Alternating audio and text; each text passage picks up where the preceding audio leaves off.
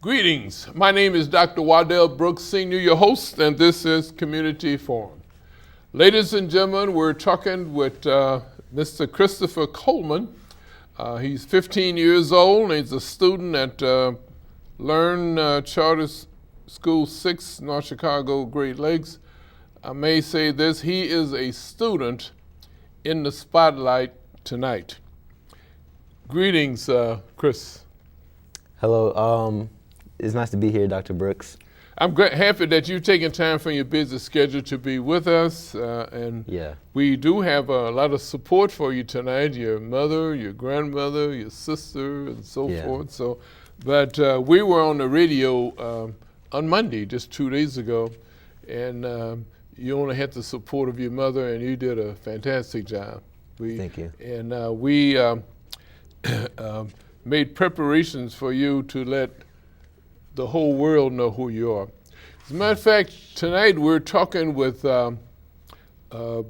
residents of Lake County. Lake County is approximately 750 to 800,000 people.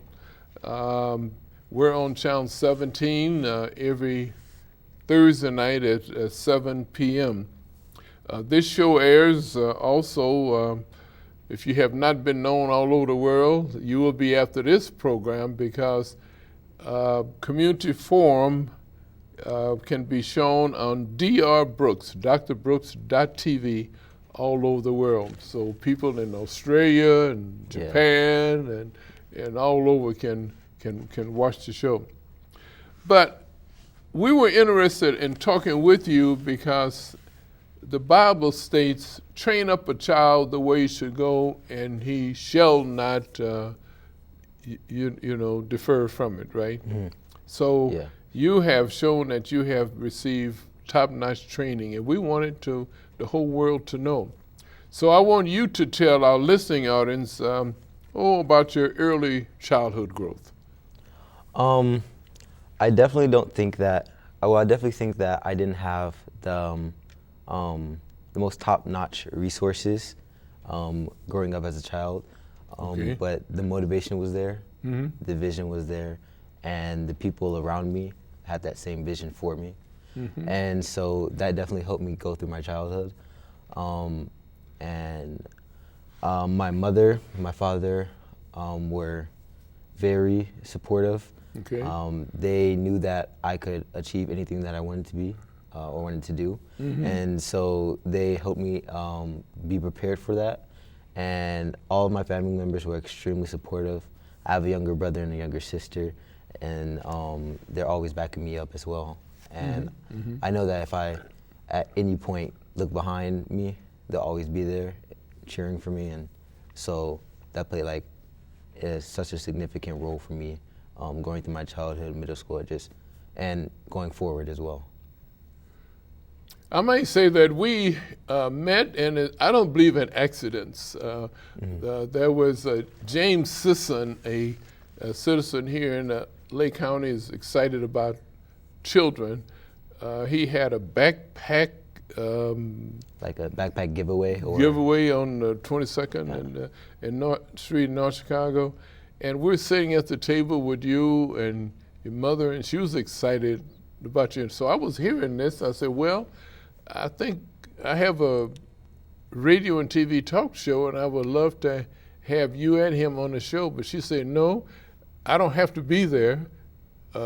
He's 15 years old, and he could handle it himself. And you proved that on Monday, that you can handle yourself. And a family is interested in having their child be the best he could be. And so you have shown that. Tell us about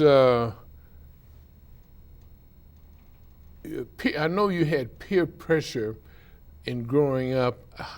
What were some of the challenges that you face in avoiding the peer pressure?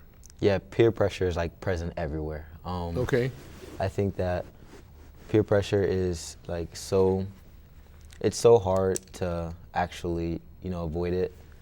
So once you come into a contact with it, it's really hard to just kind of try to negate it and move forward.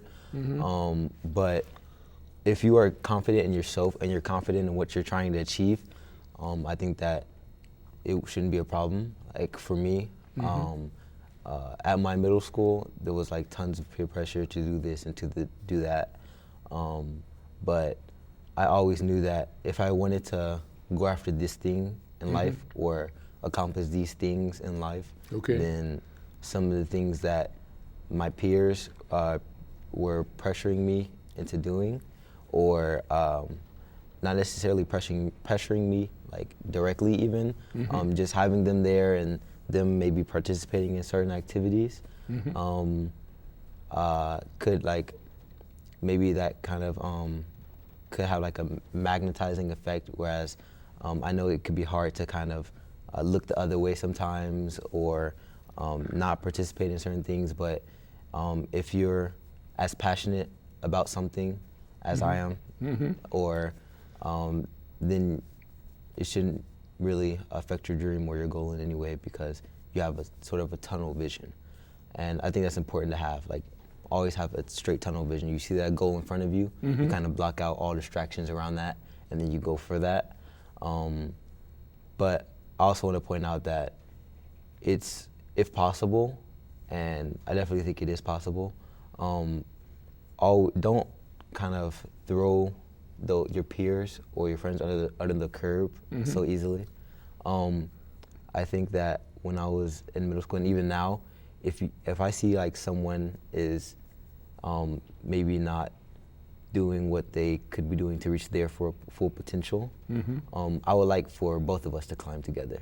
Okay. And so I always make it a point for me and the people around me to go through this journey together, and we're all trying to reach some type of goal. So why not help each other go for that? Well, tell us about you and Learn School. Tell us about the learning environment in Learn School.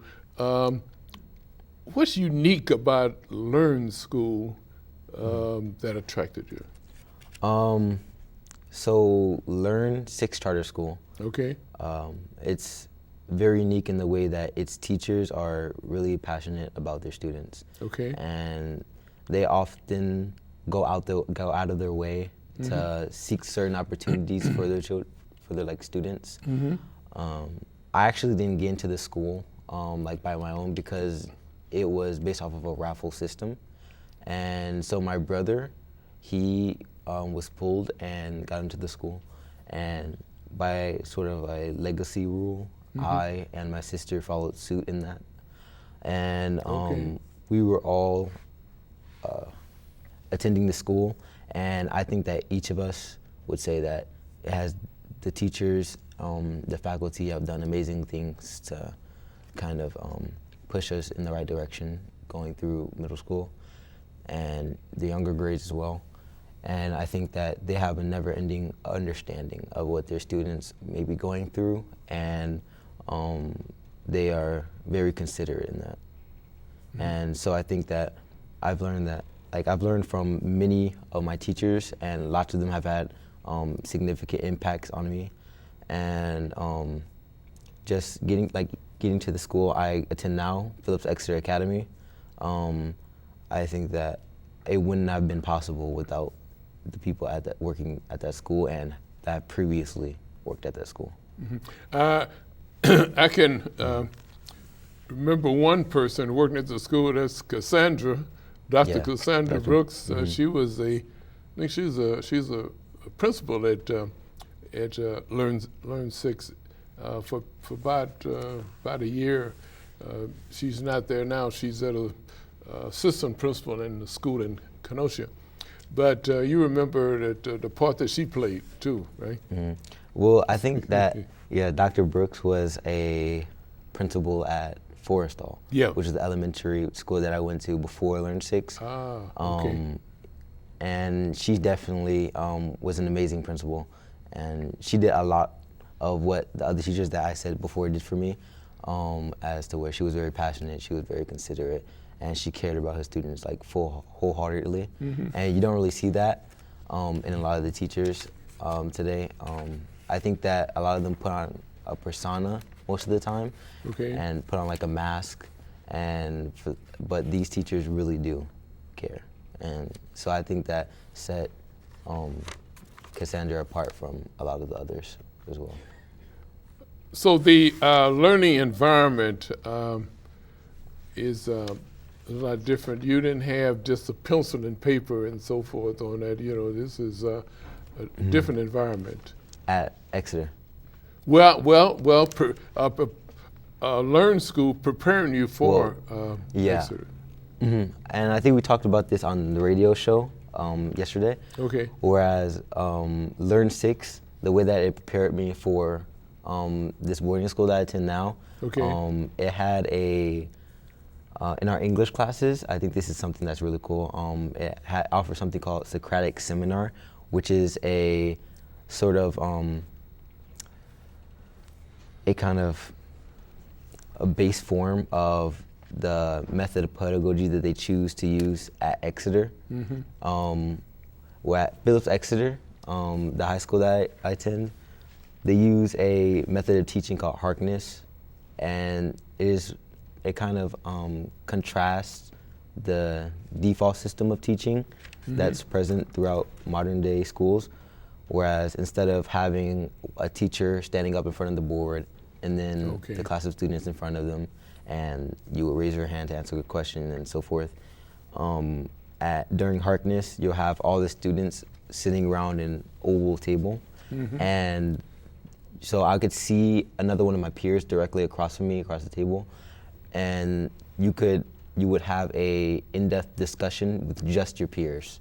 And it's really student-led and things like that. So Learn 6 kind of had the ability to prepare me for that through Socratic Seminar, which is, I know, it's something that we did during my English classes during my 7th and 8th grade year, where it was kind of similar to that with some minor changes. But let's talk about your next step after leaving Learning Charter School. The high school that you chose was Phillips Exeter Academy. Tell us, how did you choose the Exeter Academy? Tell us about the academy. Yeah, so Phillips Exeter is one of the top boarding schools in the country, if not the top boarding school in the country. Wow. I think it's considered by most to be number one as of right now. Okay. And I originally heard about it through a program that my leadership teacher during my 7th grade year recommended me. Okay. And that's like the type of things that the teachers do for you at Learn 6, like the type of opportunities they provide. But my leadership teacher recommended me this program because she thought I would be interested in going there maybe, and she thought that it would be like an interesting thing for me to cover. And so during my 7th grade year, I applied for this program, and I got in. And so during my 7th grade summer, so the next summer after 7th grade, I was allowed to go to the campus of the high school, Phillips Exeter, and I stayed there for 5 weeks. Okay. And I studied there. I had fun, and I really got to see, have a real feel of the campus and the faculty and things like that. And I kind of fell in love with the culture, the scenery too, and the students and everything about it. And so when my 8th grade year came around, I decided to apply, and I got in with a full ride scholarship. So you got a full ride scholarship to one of the, if not the, top boarding school in the country. Yeah. Yes. Which was Phillips Exeter Academy in New Hampshire. Yes. Right. Well, tell us about the uniqueness of Exeter and Academy there. Private high school, and the challenges that you face when you got there. I think that the challenges, some of the most precedent challenges that I faced just by being my first term at Exeter was just adapting to the much different scenery, and really learning how to move and operate under like the extreme academic pressure. Because there you really have to, I've always said that you really want to know what you want to have, some sort of vision of what you want to do at the earliest age possible. Okay. And so going there, I knew, at least I had a general idea of what I wanted to do or what I wanted to be or what I wanted to pursue. But you really don't have, they really make it hard for you to kind of mess around, and they encourage that even more because the academics are rigorous, for one, but for two, they have a lot of opportunities for you to show what you are great at or what you are interested in, and that really helps you develop your character. And so when you're going out to achieve or pursue whatever you are going out for, it's much easier because you have more of a solid identification of who you are. Okay. And so adapting to that culture and was like kind of a challenge, especially coming from North Chicago. I feel like the two different types of challenges that you experience here and there are drastically different. Here, it was more of maybe peer pressure, but there, it was more of activity pressure, whereas it's not necessarily students that pressure you, but you have certain activities that are just there. Like you have resources that are available and you have so many things that you could go for there. And so that kind of could distract you from going for what you were originally planning. But I think that overall, it's an amazing school. And I think that is helping me thrive. And I'm going strong. And I think that just the climate is so much different. But when you have that tunnel vision, then you can't really be strayed. Yeah. Well, I want to congratulate you on Thank you. You have your the family that was supporting you there, and you mentioned about I guess was a guidance teacher there at Learn Charter School recommended you, and after getting there, I'm sure you were evaluated there. You spent 5 weeks away from home there, and evidently the school saw a high academic level for you, offering you a full ride, four-year ride at the boarding school, and that full ride was something about $49,000, I guess, a year. You know, I think it was like 55. 55. So. Okay, there you go. A year to attend. So evidently, during those 5 weeks there, they saw something productive in you. You know, that you were well prepared. You know, for it. Yeah. And I'd like to definitely congratulate you there. Yeah, can I make a point really quick? Okay. This is your program. To tell me to shut up. You know, you. No. But I think that you like just mentioned how they kind of saw something in me or something along those lines. I think the main thing that got me into the school that set me apart maybe was that I worked outside of school, and I think that a lot of kids are really dependent on their school system to teach them all that there is to know. But you really want to go outside of that. You really want to reach outside of that, because your goal isn't your teacher's goals, and your dreams isn't your principal's dreams, but they're yours. And so you want to go outside of school. You want to make an effort to dive deep and research and read. And I know that's not the easiest thing, to do. Instead of kicking in at the mall, sometimes you may have to stay home and do a little bit more in-depth study on this. but it's so much more worth it in the end when you get opportunities like these. And so you really want to reach to the outer edges and think outside of the box in that way. Mm-hmm. It appears that they focus on the whole child. They do. Now, right? Mm-hmm. Yeah, they definitely focus on the whole child, your whole being, and that means like your physicality, like how you are physically, your mentality, your mental state, and like your religion, and so your spirituality, and all of things like that. They definitely focus on every part of you and to shaping you into like an appropriate scholar by the end of your tenure there.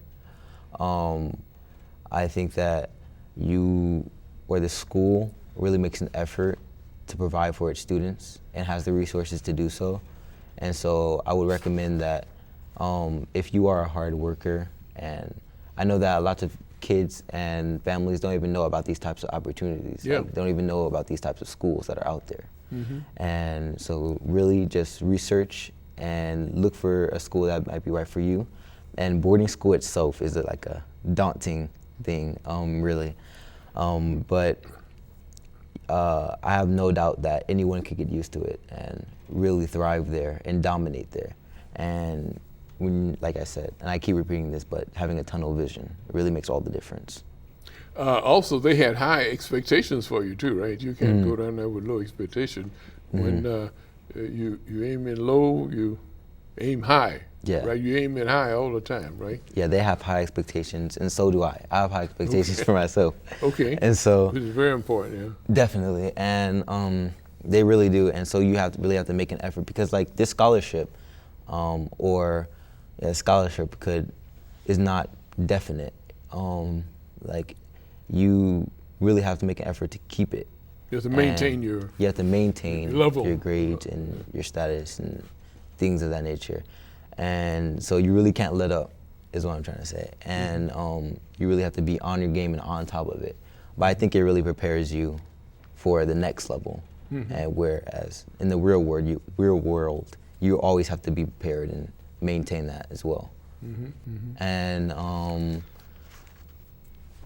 I think that those essays, though, were only half the story.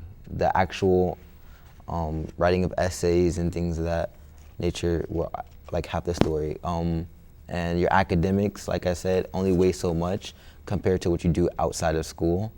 Like for me, I got involved a bit politically in my community, and I think that's what weighed on my application process. And I think that that's something that a lot of kids should do, is get involved in the community, maybe not politically, if that's something that you're not willing to or not interested in, but things like starting a community garden or talking to your mayor about these changes or this. That's something that I did earlier on in the application process. Is talk to my mayor about starting a volunteer database so that we can keep track of who volunteers in the city, and we can notify them of other volunteer opportunities that came up. And so doing things like that really helps weigh your application process and helps you kind of set yourself apart from the other competition. I've been retired for many years now, but I'm still volunteering. So volunteering is very important. As a matter of fact, as a student, volunteering adds to your resume too, right? Yes. And so volunteering is a great asset. Yeah, definitely. Volunteering is always like a great asset. You mentioned a political environment. Do you have aspirations of being another Obama? I mentioned Obama because he's a role model to many Definitely. youngsters. Doing something that, and when I was coming up, I never even heard about somebody doing. But is he a role model for you in your aspirations? Barack Obama is definitely a role model in a lot of regards. He was like the first black president, so I respect him in that, right? And he did a lot of things during his presidency that set him apart as a leader. And I think that I also have a lot of other role models as well. My parents are role models. Some of my older cousins, a lot of senior figures. Also, my brother and sister, my younger brother and younger sister, can be role models. Like my sister's very responsible, and so she kind of tells me to do, oh, Chris, don't forget to brush your teeth and things like that. And so I think I have a lot of role models around me as to where I can kind of see where I'm supposed to be going with things myself. And but yeah, Barack Obama himself is definitely a great figure to look up to. And, yeah. Now, are you interested in getting into politics? Is it too early to look ahead? I never think it's too early to necessarily look ahead. Looking ahead is something that you should do at the earliest age possible, right? Always have some sort of vision for yourself. And it doesn't have to be the clearest thing either way. But with politics, I definitely think I'm interested in that space. I don't know if that's something that I'm going to be dedicated to in the future, especially when I'm just starting high school. I'm just really figuring out what I'm actually interested in. But I definitely think politics is like something that I could definitely get into. I could see myself being a politician, I think. You're at the stage now where you're thinking about, well, when I graduated from high school, I never dreamed I'd be doing the things I'm doing now. These hosting for radio and TV shows out of the question, you know. But what happened, you take, you work on projects that's going to prepare you for later. You never know you're going to use it. Like I had my father worked on one job for 40 years. Can you imagine? Wow. One job for 40 years. But the opportunities now, the world has changed now. Yeah, you definitely know, is. technology has changed. And before I retired, I had at least about five different professions, you know, that I had. You never know. So you just prepare yourself. Like I said, we mentioned volunteering and other things. You never know how it you may use it, you know, in developing your career. And you don't want to be set on one thing. Like you can have a vision, but not necessarily be set on that for the rest of your life. Like I may say I'm an astronaut. I want to be an astronaut in 3rd grade, but in the next year, 4th grade, I may say that, nah, I just want to run a business of some sort. In 5th grade, I may say, nah, I want to be a doctor, and so forth. Right now, I say that, like I definitely am interested in politics. But I don't know, not even next year, maybe next term, I may be interested in, I don't know, airplanes. And so you definitely want to have some sort of vision, but always be open to kind of grow and redefine what you want to be. What about leadership qualities? How important is leadership? Leadership can be expressed in many different ways. I know that a lot of people kind of correlate leadership with being the loudest mouth in the room. And so we have plenty of those. Yeah, definitely. But leadership can also be expressed by being the quietest person in the room and kind of letting someone take the loudest role. And that's definitely a form of leadership because you're helping the group move forward. And I think leadership is all about helping progress, progress being moved forward. And so leadership doesn't necessarily have to mean that you yourself are going out and talking about this and talking about that, but leadership can also be just like you're not doing this and you're not doing that. And so in that itself, you're being a role model for others and you're helping yourself along with maybe other people move forward. Fantastic, fantastic. I think I mentioned to you about a minister, head of a ministerial alliance, and I asked him about how does he control or lead all the ministers, and he said, Brother Brooks, what I do is find out which way they're going, then I get in front of them.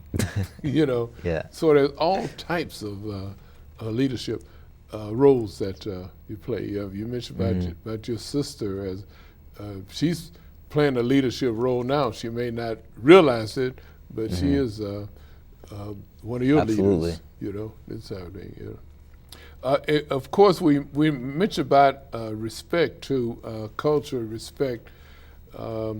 You're working as a group, you know, with other students all over the country, you know, but that respect has to be developed too. As a matter of fact, in leadership qualities, working with others too, right? The communication, in other words, has to be effective.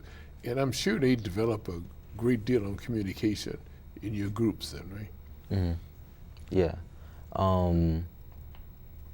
Yeah, the communication is definitely like something that's stressed, and we talk about that a lot at Exeter.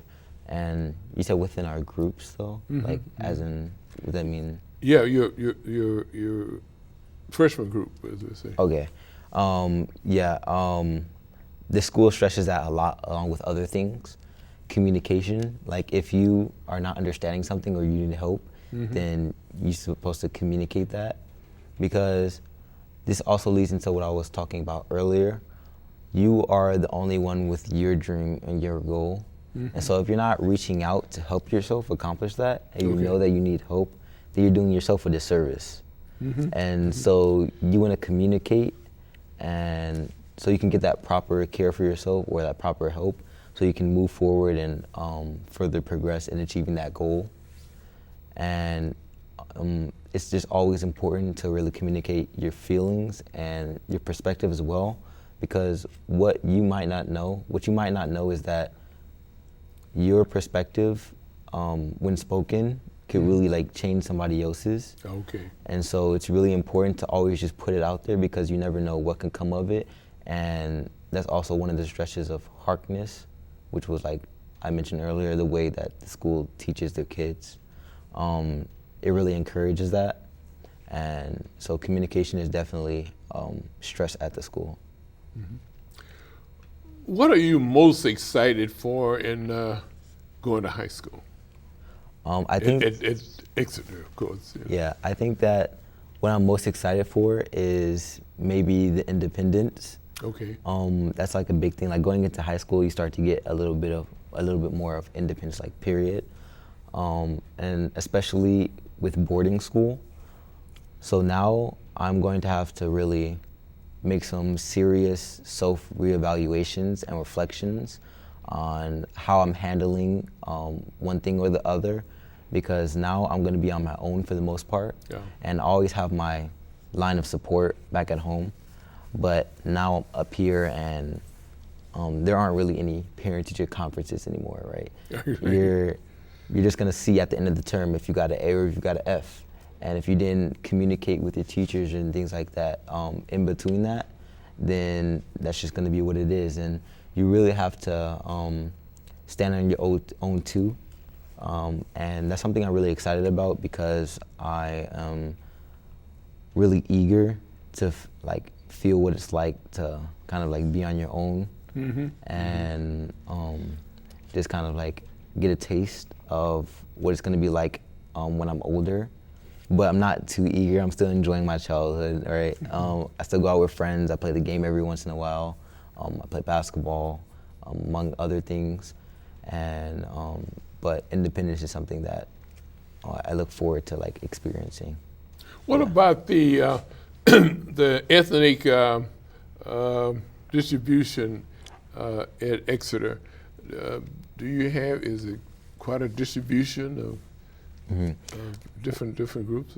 Yeah, definitely. There's like, well, boarding schools kind of have it's kind of like a stereotype, whereas you kind of think of boarding school as being like an all-white male school, okay, or something like that. and that's not the case. There's like definitely lots of diversity among the schools, and Exeter in particular has lots of diversity. You may not see as many black and brown faces as you would your public school, okay, because it is a boarding school, and you do have a lot of the majority populated there, and schools from people from internationally. Oh. But you definitely see a lot of diversity, and that also brings diversity of thought. Okay. And that's one of the reasons why I enjoy Exeter so much. And I feel like boarding school is like a great opportunity to really expand your thinking, because when you have all of these different students coming from all of these different places, mm-hmm, and having all of their own individual experiences, then you really get a lot of diversity of thought when you come down and sit at the table and discuss different things that you never really would have thought if you had people around you with the same ideas as you, or the same way of thinking as you. mm-hmm, mm-hmm. Another thing, what about it's co-ed, right? Yes, co-ed. Is it majority of one over the other, boys over the girls? Or No, it's evenly distributed? Yeah, it's evenly distributed, yes. Mm-hmm. In all ways, like female and male, and I wouldn't say that it's evenly distributed as goes for race and ethnicity, but they do make an effort to make that so. Mm-hmm. Mm-hmm. Had you thought about what college that you'd like to attend? A little bit. I guess it's not too early to be thinking about it, though, right? No, definitely not too early. But I think that with college, I would like to go to any college, whatever college that I will eventually decide that will most enhance my abilities to progress in whatever area I choose to. Mm-hmm. So if I wanted to be an astronaut, right, then I think I would choose a college that I think would best suit my needs to become an astronaut. Yeah. And I think it would go like that, something like that. So honestly, I wouldn't say that I have a set college that I'm going for right now. But since I am interested in politics, and I do look up to Barack Obama, and I know that he went to Harvard, so, and like getting into Harvard is like slim chance to none. And so maybe that and some other colleges, but I really don't have a set idea right now. Mm-hmm. Well, I guess Harvard is one of the tops in the country, and you attending the top boarding school in the country, so there's always Yeah. not a chance, but it's a goal you may set, and but like you said, it depends on what field you want to go into. Yeah, it depends on what field you want to go into. And since the boarding schools, usually on the East Coast, are really competitive in that way, and they take a lot of students that are at like the cream of the crop at their old schools. Yeah. And so you really have a lot of the cream of the crop at these schools. So you may come in expecting to get A+ here, like in all of your classes, maybe being the top of your class, like because that's just what you're used to. But that may not be necessarily so, because there are so many kids like you. And that is not something to be upset about either, though. And that's something to learn from. And that's one of those moments where you can sit back and critique yourself. And that's really something powerful. And because when you get to critique yourself, then it opens up a whole new world for you, because reflection kind of lets you go back and see what you've done wrong and helps you improve, so that when you come back the next time around, then you're like a completely enhanced person. Well, describe the curriculum plan at Phillips Exeter Academy that prepares students for college. I think that one of the main things that prepare their students for college is hardiness, and having those students go back and forth with each other over the table, because the teacher will really only talk like 3 times during class.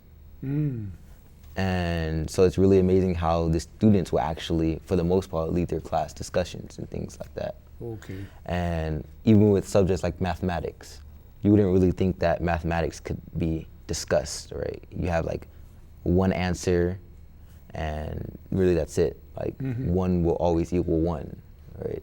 And but you really get to see how students got to that point though, and they really put emphasis in the process of getting there. And so while one student may get this way, another student may have got that this way, and we'll discuss how those students got to the same point, but through different processes.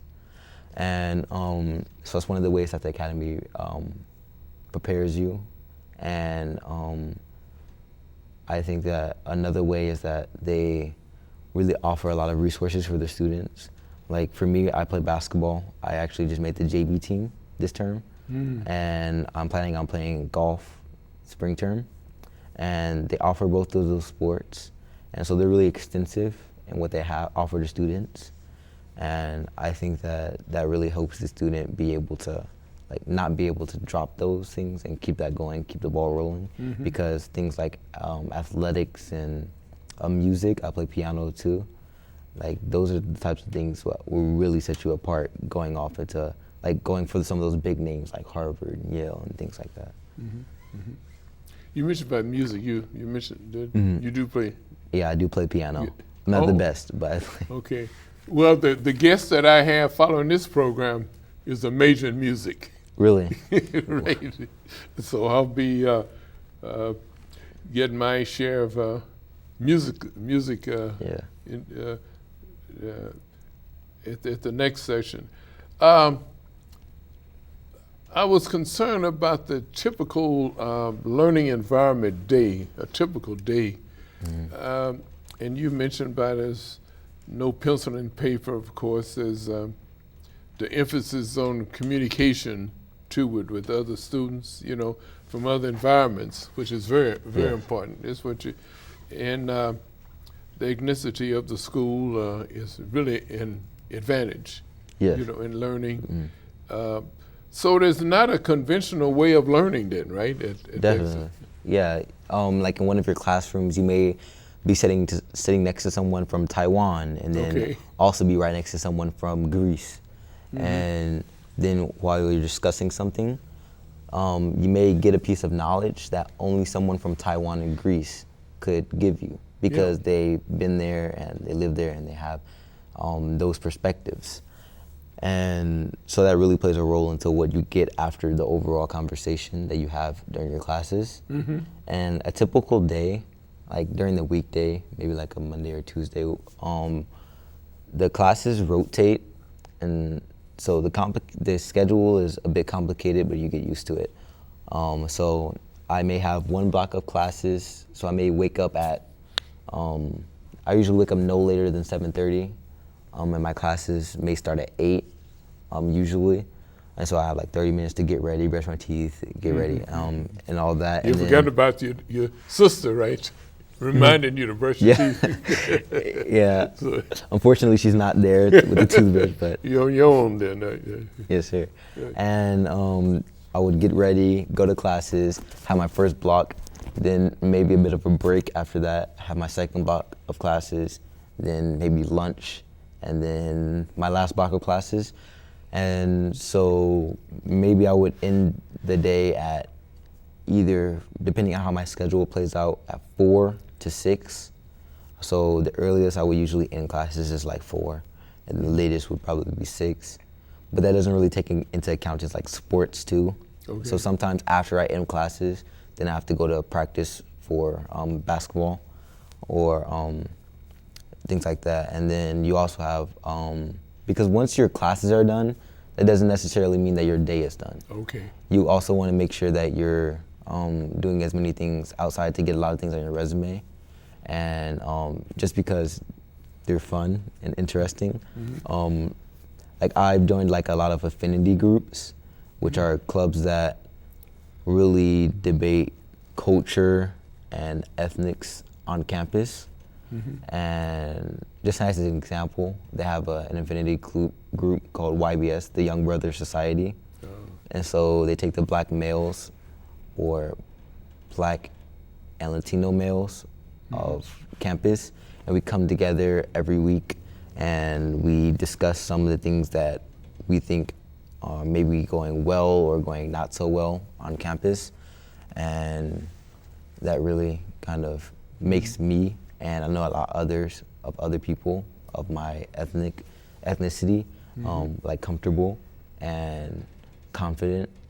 But then after my day ended, like maybe at 6, then I'll come back to my dorm. I would check in, because you do have to check in just so the teachers and faculty know where you are. And you would maybe have, if you didn't do any homework during your free blocks, which is what you were supposed to do, then you would maybe have 3 hours of homework. So from like, maybe if you check in at 8, which is the latest you can check in on a weekday, then you have 3 hours of homework. And so you won't be going to bed until 11. And so it's not too bad in terms of work, because usually you wouldn't have that much if you kind of like manage it before that during your free blocks. But that's what a typical day would look like. Just about the local environment within the city, though, do you get a chance to get out in the city and participate in activities, or do you have enough there at the boarding school to keep you going? Well, it's definitely enough to keep me on campus, but in terms of the city, well, it's not much of a city. It's like a small town, actually. Okay. And so it's like just like a long strip of, we live like right next to, or campus is situated next to a long strip of like small stores and family-run diners and things like that. So we're right next to where like the heart of the town is, and you could always go out to eat with friends, or maybe go shopping. And the campus or the school offers activities off campus on the weekends. So the weekends aren't really all that jam-packed with work either, because you need some time to kind of chillax and relax. Chill out there. Yeah, and so you would go and maybe hang out with some friends, or go on a trip to the mall, or things like that, and you would really just kind of get your mind in the zone for the upcoming week. And in town is really nice too. It's like very quaint. Well, tell us about the major adjustment that you had to make from grade school to the boarding school. I think there were like several major adjustments that I had to make, considering the different factors. Like the adjustment that I had to make going from middle school to high school was being able to operate independently. And then going from being a day student to being a boarding school student was to kind of not be so reliant on my parents specifically, because I know you could go like, and being able to communicate, because I know like being a day student, I say that because like you would go to the school in the day and then come back at night for your house, right? And you would go and you can come back, and whatever problems you may have over the day and things like that, you can always just like talk to your parents and have them kind of resolve that for you on the spot and in person. But being a boarding school student, they're not there. And obviously you can call them and you can FaceTime them, but I feel like that's not quite as the same as like seeing them live and being able to take that advice like in person. And so that's kind of like a transition I've had to make. And honestly, it's been really good now, because now I know how to manage that, and now I know how to solve those problems for myself a lot more. And then I would say the third adjustment for me like is the scenery, because the campus is a lot bigger, and it's like as big as most colleges. And so learning how to operate across campus and time is like time management essentially, because you want to be at all the way across at this point of campus during this point of time. And so time management is like a huge factor in that.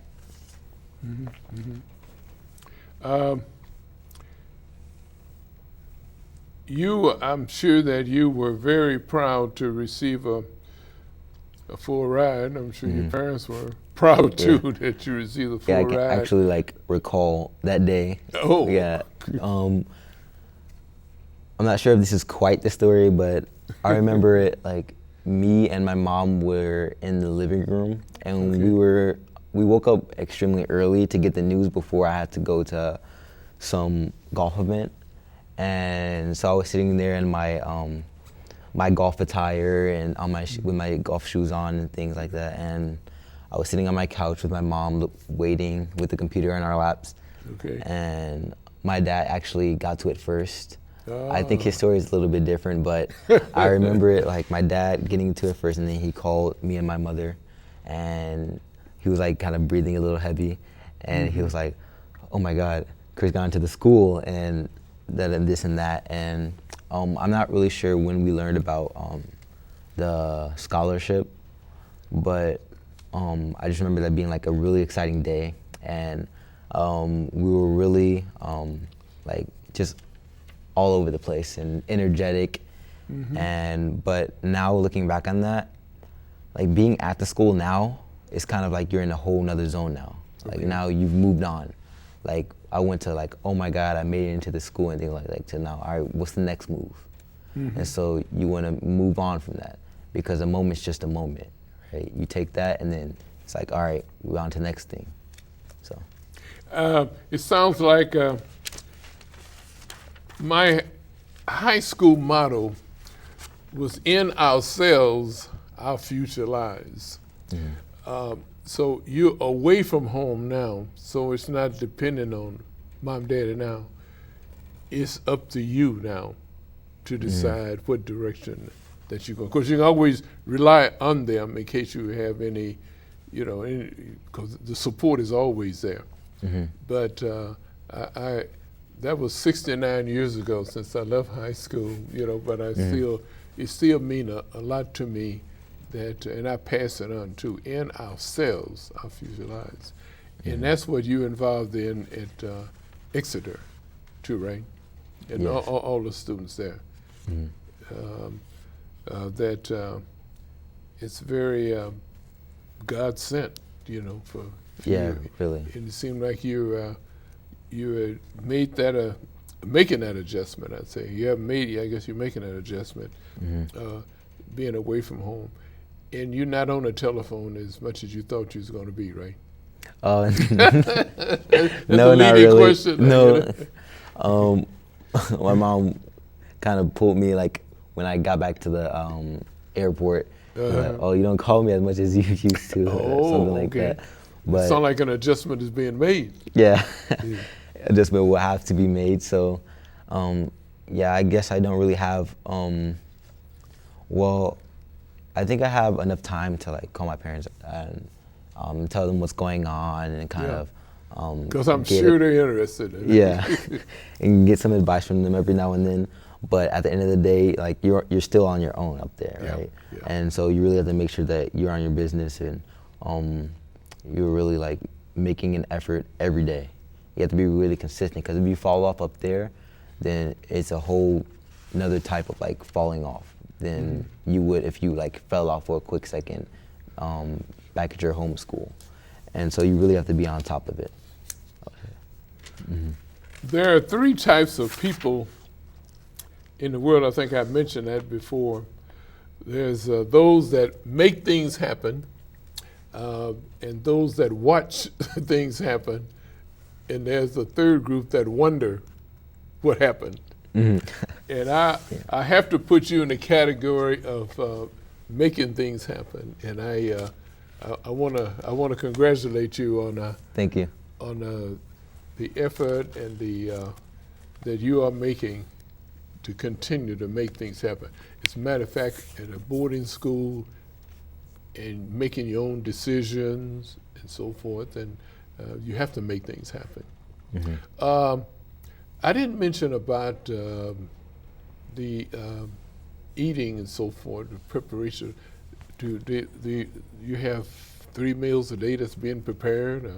How are the meals prepared? Yeah, you're supposed to have 3 meals a day, but when you're running short on time, then it's usually 2 because breakfast you want to sleep in or something like that. But they're prepared for you though. They do. But it's up to you whether you want to get up in time to take advantage of them, right? Yeah, absolutely. You have breakfast, lunch, and dinner, but you have certain blocks dedicated to dinner, lunch, and breakfast. Okay. And you can choose to go and eat if you want to. Okay. It's provided. Yeah. The students that you have your little cliques that you work with, or you close to some others that others close some than others. Yeah, definitely. There are like different cliques or groups of people. You have, like, if you're on a athletic team, then you may really be in touch a lot more with your teammates than others. Well, Chris, I want to congratulate you again. And ladies and gentlemen, we've been talking with Christopher Coleman, 15 years old, and he's started out at a school Learner 6, and now he's at the #1 private high school in the country, and that's Phillips Exeter Academy in Exeter, New Hampshire.